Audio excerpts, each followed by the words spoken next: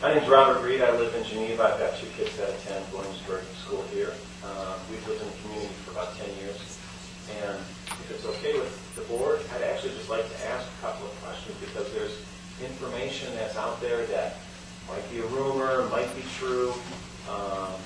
So I just kind of wanted to have somewhat of an open forum if you don't mind. So the first question that I had was regarding the budget process in general. I know Mark Grasso was asking questions about certain expenditures to the budget, at which point you had said those monies are already spent or already allocated. And I guess that's what's confusing me because if this is a true budgeting process, I don't understand how money can already be spent when they haven't been approved. The budget for second construction is a carryover from previous years. And this is a carryover of the dollar amount that's left to be expended on the Fabian and the renovation of life safety that was done this summer, Fabian Elementary. We have final payouts. It's based upon those contracts and the dollars that are left to be paid out of those contracts. So when I say it's been spent, it hasn't been completely spent, but it has been, it's allocated for. What's the word I'm looking for? Appropriated. Thank you. The other part of that answer your question is we are in the first quarter of the current budget. A school's budget is fairly well established by the contractual requirements that we've already made. For example, teachers' contracts, any kind of staff contracts that we have. And so we get into that. Now, that seems a little backwards. But that is the way that the law functions in Illinois. So we have to have our budget approved through hearing by the end of September. And so there are requirements that we work within. And the budget actually drives the levy rate.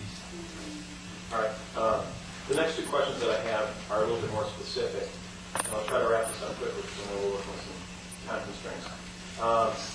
I've also heard a rumor that there's a $100 roughly disparity in terms of transportation between Geneva students and Batavia students, and a lot of that is due to the fact that, unlike Geneva, Batavia actually rents out their transportation services to Laidlaw. So I was wondering if you could address that rumor as well. We don't want to get into comparisons, but I will tell you that we did study, for example, Donna mentioned the Safe Schools Transportation Program, and it actually cost us far less to take that back in-house than it was costing us to outsource that. We're looking at other special ed transportation contracts. We do outsource some of our busing. And in fact, one of our neighboring districts just took back their outsourcing for special education. And so we are looking at that as well. The bus buyback program is very unique for Illinois. And when you outsource transportation, what you're paying, where companies make their profit primarily is off of depreciation. They buy buses by the train load. And so we're conducting a study that the board had asked for to bring out the numbers, and we'll report that to the board in regard to what it would cost us to keep our own fleet and then pay for the depreciation costs and keep bringing in buses on a rotation each year versus what the bus buyback program saves us. The thing that we're not showing on the state report card, we're not allowed to because they don't have a category for it, and that is the revenues we get back when we sell those buses back to the company from which we purchased them. That means what we're paying on buses is just the depreciation. And we're also not having to hire 2 or 3 more mechanics in order to keep that fleet up and running. We also get the most modern and safest equipment at a bargain drill price. So that's the power of purchasing 66 buses at a time. So do you know roughly how much costs per student for transportation?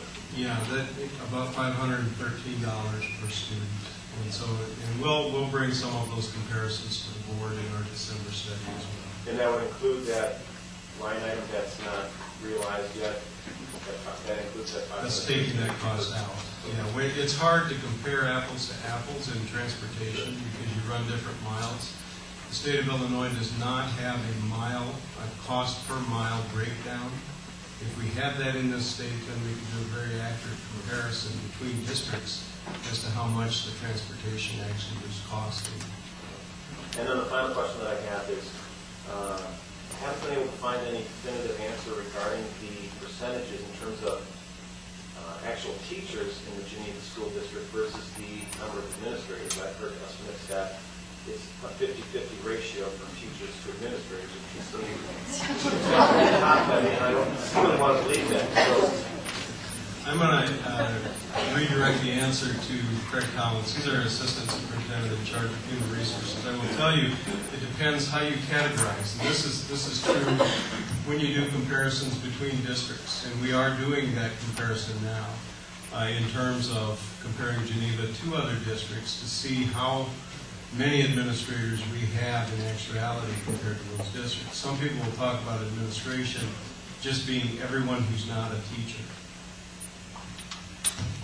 Yes, at the end of the 2008-2009 school year, Geneva School District 304 employed 334 teachers, 95 student services personnel, and 24 administrators.